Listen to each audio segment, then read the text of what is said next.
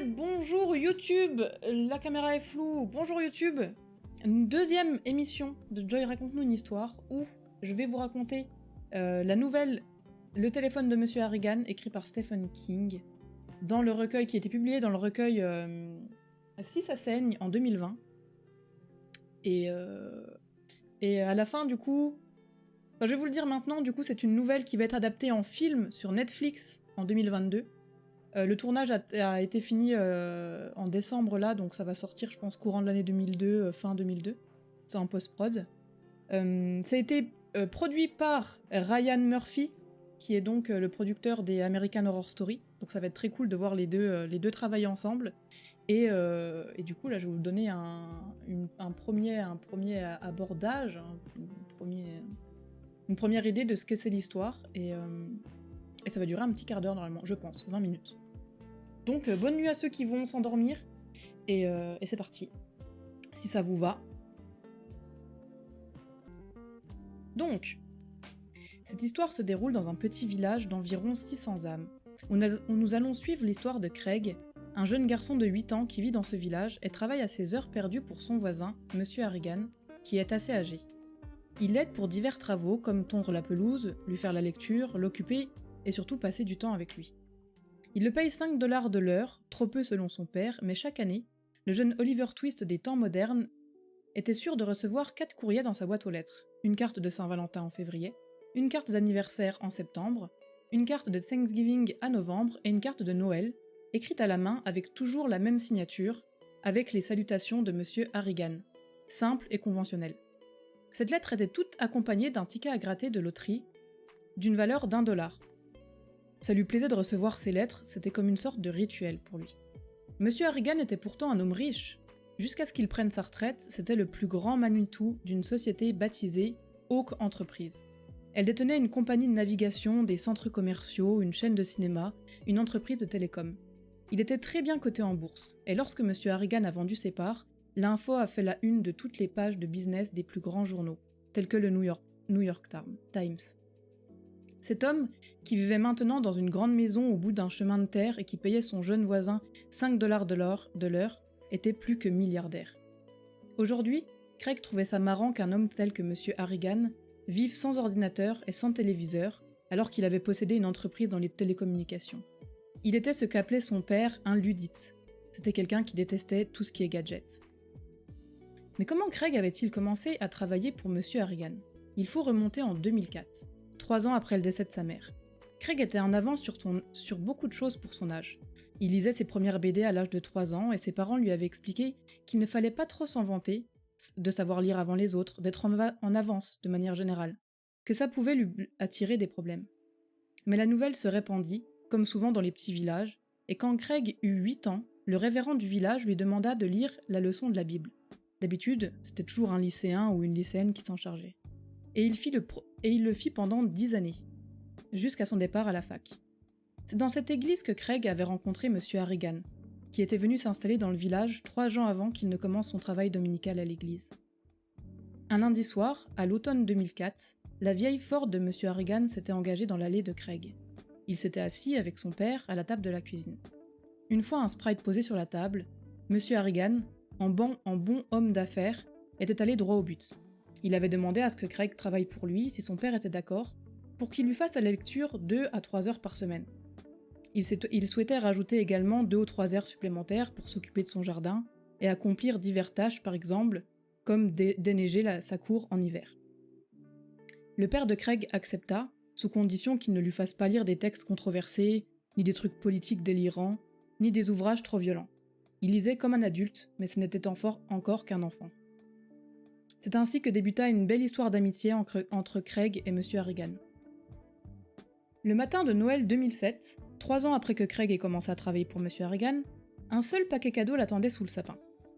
Après que son père ait ouvert les cadeaux que Craig lui avait offerts, il déchira l'emballage du sien et lâcha un cri de joie quand il découvrit que c'était exactement ce qu'il voulait, un iPhone, le tout premier smartphone de chez Apple, sur laquelle il y avait 16 applications prétéléchargées, dont YouTube, car à l'époque, Apple et YouTube étaient encore amis.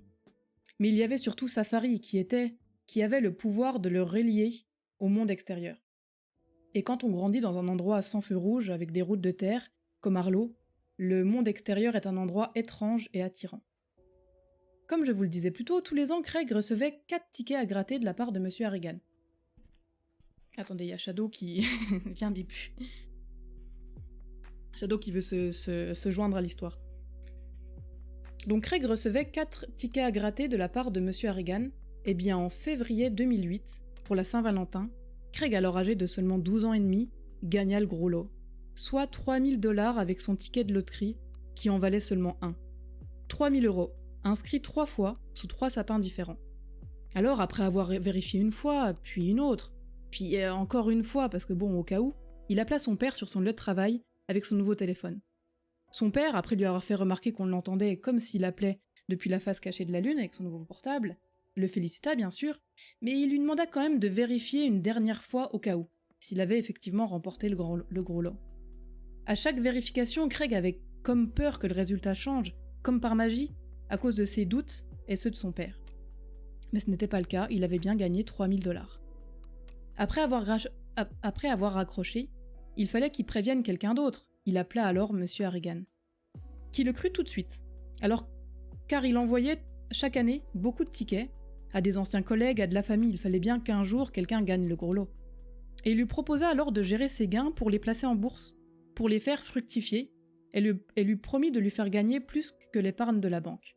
Mais il fallait d'abord que Craig en parle avec son père.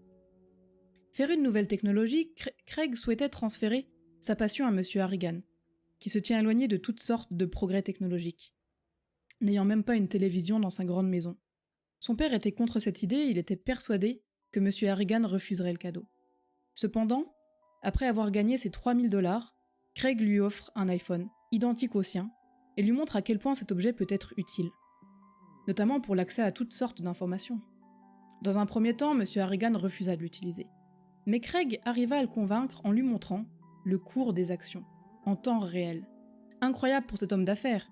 Il lui montre également comment lire le Times, son journal favori, un jour, le jour même de sa parution, alors qu'il recevait le sien 1 ou 2 jours plus tard. Monsieur Harrigan maîtrisa assez vite ce nouvel objet et finit par s'y attacher.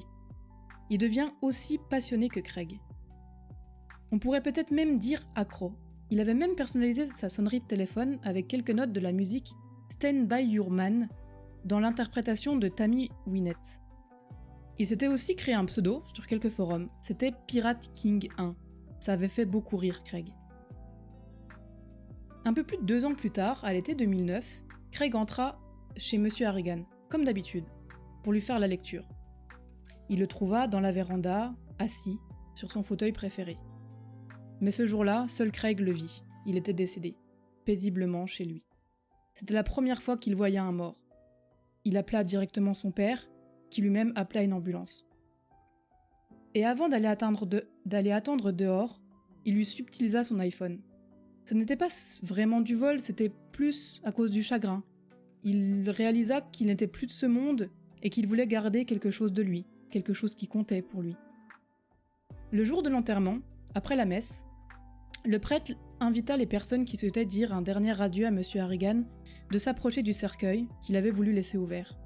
Alors que Craig était la dernière personne à se recueillir près du cercueil de John, dans l'église, il restitua alors le téléphone, toujours allumé, en le glissant dans la poche intérieure de la veste du défunt, non sans avoir auparavant écrit un message d'adieu dans le bloc-notes qui disait « Travailler pour vous a été un privilège, merci pour les cartes et les tickets à gratter.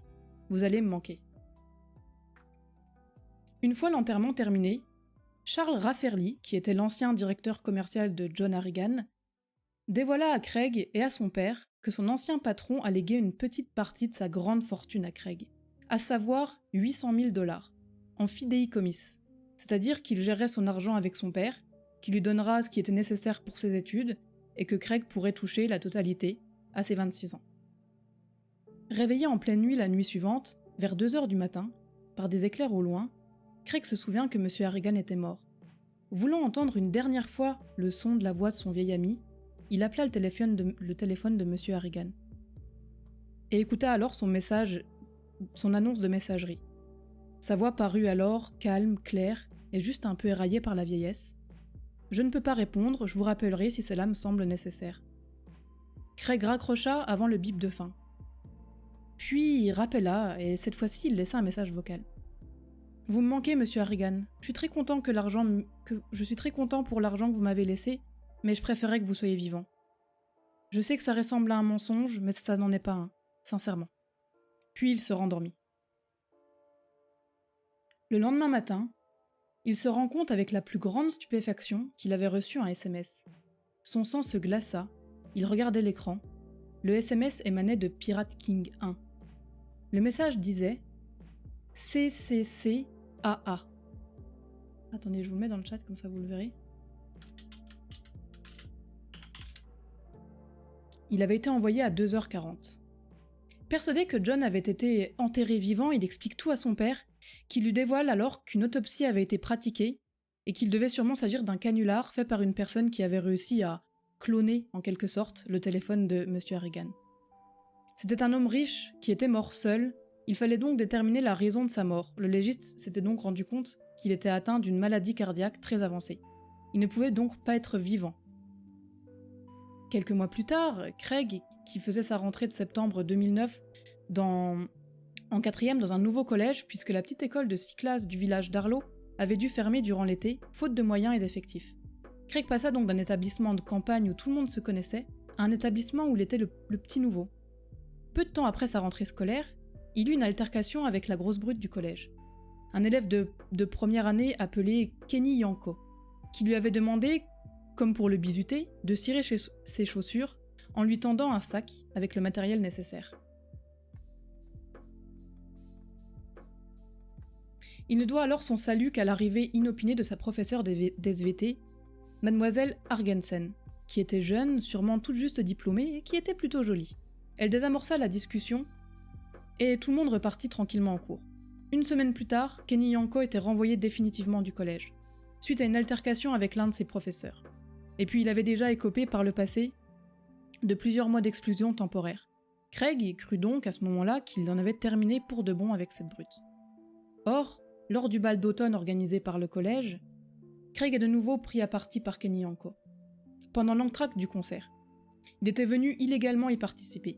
Une bagarre se déclenche alors entre les adolescents sur le parking du gymnase, pendant lequel Craig arrive tout de même à donner un coup de poing à l'œil de Kenny, alors que ce dernier l'envoie au tapis à la suite de plusieurs coups bien portés. 3 de ses amis, ainsi que Mademoiselle Argensen, la prof d'SVT, s'occupèrent de Craig et de ses blessures avant que son père ne vienne le chercher. Dans la nuit qui suit, Craig, qui n'arrivait pas à arrêter de penser aux événements du jour et qu'il craint qu'ils ne se reproduisent, avec une plus forte intensité, Kenny Yanko pouvait l'envoyer à l'hôpital vu son gabarit. Pour se rassurer, il décida d'appeler de nouveau M. Harrigan, en pensant que son téléphone ne sonnerait même pas, puisqu'il l'avait glissé dans sa poche 3 mois plus tôt. La batterie devait être déchargée depuis le temps. Mais si, au moment de l'appel, une tonalité se fit entendre. C'était impossible. La réalité s'opposait farouchement à cette idée.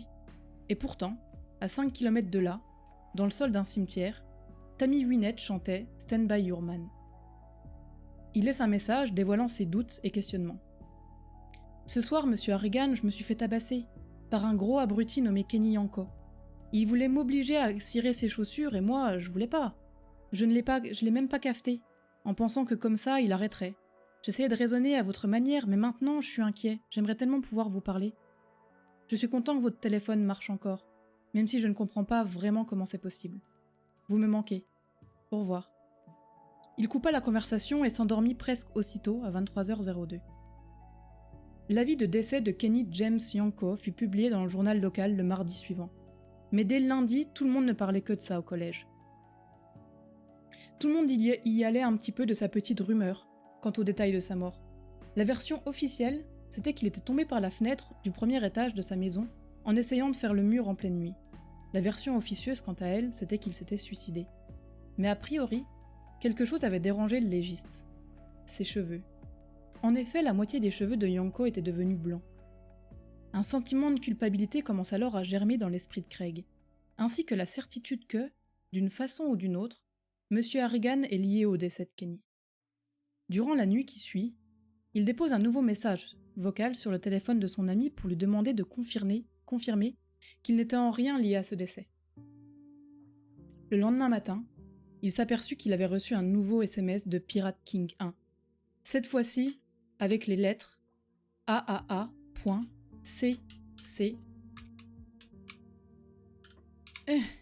X. Plusieurs années après, vers la fin de ses études universitaires, Craig apprend par son père le décès accidentel de son ancienne professeure d'SVT, Mademoiselle Argensen. Elle et son mari, alors à moto, ont été percutés de plein fouet par la voiture de Dean Whitemore, un multirécidiviste de la conduite en état d'ivresse. Toujours sauvé de la prison par des avocats payés à prix d'or par son père. Et il fut sauvé de la prison, une fois de plus. Il écopa seulement d'un peu de temps à passer dans un centre de désintoxication. L'enterrement eut lieu près de Harlow et Craig retourna passer quelques jours chez son père. C'était l'occasion de remettre la main sur son vieux compagnon, l'iPhone que son père lui avait offert pour le Noël de ses 12 ans et, après l'avoir rechargé, il dépose un nouveau message sur le téléphone de John Harrigan. Le portable sonnait d'ailleurs toujours. « Bonjour monsieur Harrigan, c'est Craig. » Il était étonnamment calme si l'on considère qu'il s'adressait à un cadavre et que ce cadavre l'écoutait peut-être. Un certain Dean Whitemore a tué ma prof préférée au lycée et son mari. Il était ivre et il les a percutés avec sa voiture. C'était des gens bien, et il m'a aidé quand j'avais besoin d'aide, et l'assassin n'a pas eu ce qu'il méritait. Voilà, c'est tout. Mais il ajouta, plus bas, dans un grognement, « J'aimerais qu'il meure. » Quelque temps plus tard, Craig apprend que le chauffard est décédé, dans un centre de désintoxication de luxe où il avait des cours de tennis et une piscine. Il s'était suicidé. Un matin, il était rentré dans sa baignoire, il avait avalé du shampoing, et il s'était étouffé avec une savonnette. Et il avait été retrouvé, à côté de lui, un petit message qui disait « Continuez à donner tout l'amour que vous pouvez. » Craig en eut la chair de poule. C'était une phrase tirée de Stand By Your Man, de Tammy Wynette. Une partie de Craig continuait à croire que Kenny Yanko était mort accidentellement et que Dean Whitemore s'était suicidé, rongé par la culpabilité. Mais si ce n'était pas la vraie raison de leur mort? Et si M. Harrigan y était pour quelque chose, répondant à ses attentes? En retournant dans sa chambre d'adolescent, Craig regarda son ancien téléphone et remarqua qu'il avait reçu un nouvel SMS de Pirate King 1, disant cette fois « CCC ST ». Craig fut alors frappé par une pensée qui ne l'avait jamais effleuré avant cette journée de fin d'été. Et si, d'une manière quelconque, il retenait M. Harrigan en otage? Et s'il le gardait prisonnier de ses préoccupations terrestres par le biais du téléphone qu'il avait glissé dans la poche de son costume avant qu'on referme le cercueil? Et si les choses qu'il lui avait demandé d'accomplir le faisaient souffrir? Si elles le torturaient? Il se demanda alors si le SMS qu'il venait de recevoir ne voulait pas dire « Craig, arrête ». Le lendemain, il plut à verse. Le genre de déluge glacé sans orage qui indique que les premières couleurs de l'automne vont faire leur apparition, dans une semaine ou deux. Craig se garait alors dans l'aire de pique-nique à proximité nord du lac et marchait jusqu'à ce qu'il appelait quand il était jeune les corniches. Planté au bord, en maillot de bain, il se mettait au défi de sauter, et certains sautaient. Il avança jusqu'au vide, là où les aiguilles de pin disparaissaient pour céder la place à cette roche nue qui est la quintessence de la Nouvelle-Angleterre. Il glissa la main dans la poche droite de son pantalon de toile beige et en sortit son iPhone 1. Il le garda dans la main un instant. Il sentit son poids et se souvenait de la joie qu'il avait éprouvée le jour de Noël lorsque, en déchirant le papier d'emballage, il avait découvert le logo Apple. La batterie était encore chargée à 50% environ. Il appela M. Harrigan. Et dans les terres sombres d'un cimetière, dans la poche d'une veste de costume de qualité maintenant maculée de moisissure, Craig savait que Tammy Wynette chantait. Il écouta une nouvelle fois cette voix éraillée, lui dire qu'il le rappellerait si cela lui semblait nécessaire. Il entendit un bip, puis dit « Merci pour tout, monsieur Harrigan. Au revoir. » Il coupa la communication, arma son bras et lança le téléphone aussi loin que possible. Il le regarda décrire un arc de cercle dans le ciel gris, et il vit le plouf quand il tomba dans l'eau. Après ce qui est arrivé à Yanko et à Whitemore, et après le dernier message de Pirate King 1, Craig doute d'énormément de choses, à commencer par la réalité elle-même. Néanmoins, il avait deux certitudes aussi solides que la roche de la Nouvelle-Angleterre, Il ne veut pas être incinéré après sa mort, et il veut être enterré les poches vides. Fin de l'histoire. C'était donc la nouvelle du téléphone de Monsieur Harrigan. Comme je vous le disais, c'est des nouvelles assez courtes, surtout en résumé du coup. Et c'est ainsi que Stephen King a décidé de clôturer le téléphone de Monsieur Harrigan. Alors vous avez décrypté les lettres, les mots, les SMS qu'il recevait. Plus de théories à part Monsieur Harrigan. N'est donc pas écrire, comment ça? On n'a pas le pourquoi du comment des SMS. Ben c'est le côté un peu frustrant que j'ai trouvé de ces nouvelles dans le recueil. C'est que t'as jamais d'explication. Alors c'est une fin qui laisse ouverte à l'interprétation de chacun. Mais ça laisse un petit suspense, oui.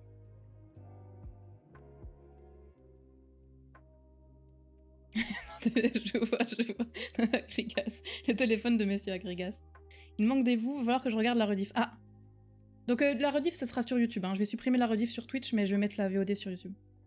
J'étais de ouf dedans. Bah du coup, c'est vrai que les messages, je vous les avais écrits dans le chat pour que vous voyez les majuscules aussi.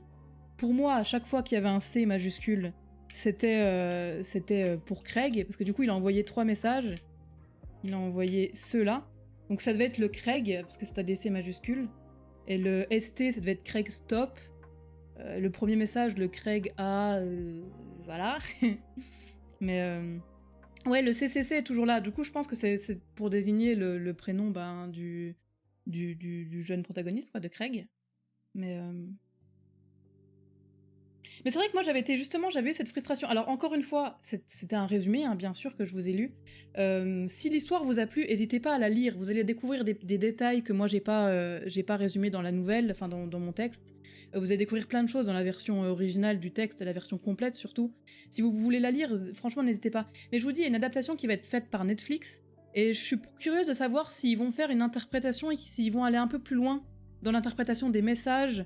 Et dans... bon après, c'est comme je vous disais, hein, c'est du Stephen King, donc ça frôle avec les limites du réel. Et ce côté un petit peu qui laisse en suspens est voulu aussi. Non, il répondait pas au message... Non. Ah, il n'y a pas de réponse au message officiel. Non, j'ai cherché. J'ai cherché même des forums ou quoi, de gens qui en parlaient, et c'est vrai que j'ai pas forcément trouvé grand-chose. Mais non, il s'est jamais... Il en a jamais parlé, Stephen King, de ce que ça voulait dire exactement pour lui quand il l'a écrit en tout cas. Mais justement, je pense que dans l'adaptation par Netflix, on aura peut-être un peu plus d'explications. Moi, je pense que Craig a raison en pensant qu'il retenait Monsieur Harrigan et que c'était qu'il était plutôt en mode Craig arrête, Craig stop. C'est de l'anglais, hein, c'est peut-être. Ask anything dans le contexte, ça colle. Ouais, peut-être. Ah, tu penses que c'est dans le sens-là. Du coup, toi, tu serais plus dans une optique où il voulait lui rendre service et il voulait continuer à être là pour lui alors qu'il était décédé. Ouais, c'est une bonne idée. C'est une bonne idée. C'est pour Craig, c'est bizarre. Ouais, je sais pas. Ah, parce que dans le passage du livre, à un moment donné, Craig, parce que je vous dis, hein, c'est écrit en mode c'est Craig qui s'exprime. En fait, le livre est écrit du point de vue de Craig qui raconte son histoire quand il est grand, parce qu'en fait il est devenu journaliste, il écrit des articles, et justement il écrit sur ce qui s'est passé avec Monsieur Harrigan, justement. Et il dit qu'à un moment donné, le C majuscule, pour lui, il lui faisait penser à justement son prénom. Fait beaucoup d'adaptations de Stephen King, et c'est pas forcément fou, donc en vrai j'ai peur que ce soit décevant. Ouais, mais là c'est quand même le mec qui a fait les American Horror Story, tu vois. Je sais pas avec qui ils avaient travaillé avant pour les autres adaptations, mais là, je sais pas, moi je sais que American Horror Story, j'aime beaucoup l'ambiance, je trouve que c'est une bonne série. Et je suis plutôt, tu vois.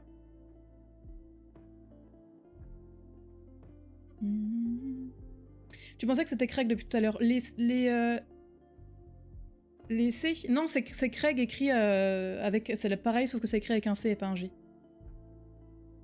C'est vrai que je me demande si sur ma scène, je ferais pas bien de mettre un petit encart avec le nom des personnages principaux, surtout qu'on n'a pas beaucoup de personnages différents. C'était le cas aussi dans la nouvelle du joueur d'échecs, il n'y a pas beaucoup de personnages différents. On aurait pu. Si Nexus prend parti pour la fin, ça me plairait pas de toute façon. Ça plairait pas à tout le monde de toute façon, mais forcément. Forcément. J'adore Hill House et pourtant j'aime pas tous les films du réel à voir. Ouais, c'est ça, à voir. À voir, ça va sortir bientôt. D'ailleurs, il me semble qu'ils avaient aussi prévu de faire une adaptation de la vie de... Attends, c'est quoi la deuxième nouvelle du livre? La vie de Chuck. La troisième nouvelle, c'est Six Assassin, justement. Et la dernière, c'est Ra. Ah bah du coup, on a l'explication. Les deux dernières, je les ai pas lues. Mais qu'est-ce que vous en avez pensé, sinon plus globalement de la lecture? C'est vrai que c'était un peu rapide. C'est pour ça que normalement je voulais en faire 2 des nouvelles ce soir, mais ça prend vraiment beaucoup de temps de les écrire et du coup j'ai pas pris le temps d'en écrire 2 pour pouvoir vous en lire une deuxième, pas que ça soit trop court, mais... Ask Anything et Stop Texting. Par contre le X, bisous, XOXO. Ouais. Après, non, j'allais dire, est-ce que c'est possible qu'il y ait un monde dans lequel ils aient modifié les lettres des SMS avec la traduction, mais je pense pas. On sentit ton stress au début, puis t'es parti sur tes rails sans problème. Mais c'était exactement la même chose pour le premier... le premier Joy raconte-nous une histoire, c'est que... Faut que je me mette dans le bain, quoi. Les premières lignes, c'est en mode... Allez, vite. Et après, je prends plus mon temps. Faudrait que j'arrive à le faire dès le début. J'ai bien rentré dans l'histoire, mais je suis trop frustrée de cette fin. En fait, c'était... Autant la première histoire, c'est le joueur d'échecs, j'adore cette histoire, je trouve que la nouvelle est trop bien écrite, etc. Le téléphone de Monsieur Harrigan, je l'ai choisi parce que c'est pas un texte qui est trop long à relire, c'est 100 pages. Il fait 100 pages à peu près, enfin je crois qu'il en fait exactement même 100 pages, donc c'est pas trop long à relire, donc trop long à résumer. Mais moi, la première lecture m'avait pas convaincu de fou. J'ai bien aimé la relire pour écrire le résumé, mais c'est vrai que la fin est un peu frustrante. Mais bon, c'est une fin où ça laisse part à l'imagination et tu peux décider de la fin que tu choisis finalement. Je suis arrivée au quart à peu près, ça y est, tu avais un bon rythme et tu faisais bien. Ça marche, bon, cool. J'ai souvent du mal à rester concentrée dans ce genre de cas, et là j'ai tout suivi, le format est bien, je pense aussi, tu décroches pas au moins. Mais en fait, c'est pour ça que je voulais pas faire une lecture du début à la fin en lisant exactement le texte. Parce que ça serait beaucoup plus long, ça prendrait genre 2-3 heures, et 2-3 heures... Tu vois, sur Twitch, personne reste 2-3 heures sur un live où ça lit. Les gens qui arrivent en cours de route, ben, ils ont pas le contexte, c'est... Que là, vu que c'est un format un peu court, ça peut être frustrant parce que c'est pas très long. Mais en même temps, ça permet de perdre personne en route, je pense. Pour démarrer, il tente peut-être de juste lire le titre, l'auteur pour démarrer, ça te permettra peut-être de te calibrer. Ouais, c'est vrai. Coucou Nalf, hello. Je suis sur le PC, ça a sonné pour le taf. Oh non, l'astreinte. Mais tu as lu quoi, le résumé de la nouvelle? Non, en fait, c'est moi qui ai écrit un résumé. Genre moi, je lis la nouvelle, pendant que je la lis, je rédige un résumé, et je vous lis le résumé que moi j'en ai fait. Donc en fait, c'est pas l'œuvre originale. Il y a des passages, par exemple, la toute fin, il y a carrément un bloc que j'ai repris quand il lance le téléphone, quand il appelle Monsieur Harrigan. Ça, c'est dans le texte. Mais la plupart du temps, je fais un résumé, pour pas que ce soit trop long, justement. C'est pour ça que ça me prend du temps, en fait. C'est tout le travail de réécriture. Je suis pas fan de ça, justement, les histoires où on choisit la fin, ça me plaît pas beaucoup. Ouais, non, mais je comprends. Oui, t'aimes bien que l'auteur, il prenne la décision à ta place et il fasse une fin qui soit fermée. Une fin en mode... Il choisit. Ça peut être bien aussi, mais je pense perso que je décrocherai au bout d'un moment, clairement, ça dépend des gens. Ouais, je pense aussi. Mais tu vois, par exemple, le joueur d'échecs, ça avait duré 30 minutes, c'était bien. C'était bien. C'était 10 minutes de plus que là, et je pense que ça allait encore. C'était pas trop long. Mais c'est vrai que j'aime bien l'exercice de vous lire et tout, d'en discuter avec vous. Ça me permet de partager des lectures que j'aime bien ou que j'ai envie de vous partager. Mais c'est vrai que... il faudrait que je trouve... Je sais pas, le temps que ça me prend à écrire. Je pense que pour la 3e émission, je donnerai pas de date. Comme ça, je me mettrai moins... Là, ce week-end, il y a plein de moments où je devais travailler sur ça alors que j'étais en famille et tout, c'était un peu chiant. Et c'était aussi parce que je m'étais pas pris plus tôt, bien sûr, mais... Du coup, je pense que le prochain, je donnerai pas de date. Et j'essaierai de le faire début... fin avril ou début mai, mais sans donner une date précise. Et dès que j'aurai fini d'écrire le texte, je vous la donnerai, quoi. Et d'ailleurs, trop marrant aussi sur... ça, je l'ai pas dit dans mon résumé, mais sur le suicide de Yanko, je connaissais pas l'expression. Il s'est fait... Alors attendez, c'est quoi l'expression? Il s'est fait un nœud de cravate. Ah, je sais plus comment ils disent ça. Genre, c'est une pratique, apparemment, il s'est suicidé pendant qu'il était en train de pratiquer.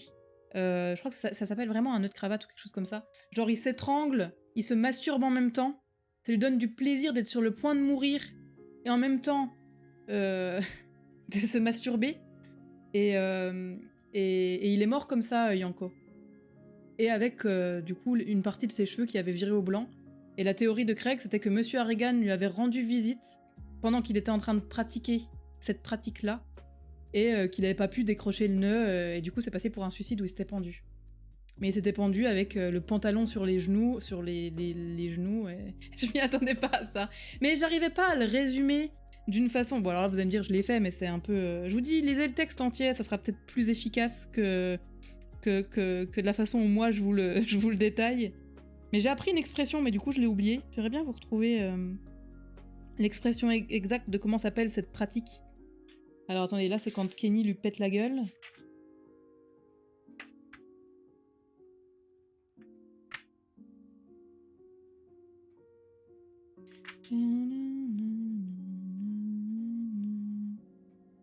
Parce que c'est un collègue de travail, enfin de son école, qui lui explique ça.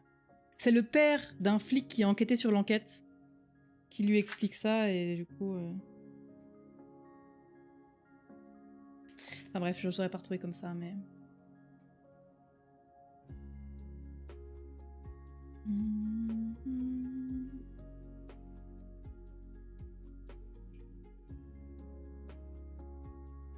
Que j'aime pas, j'ai gardé les éléments toxiques de ma vie.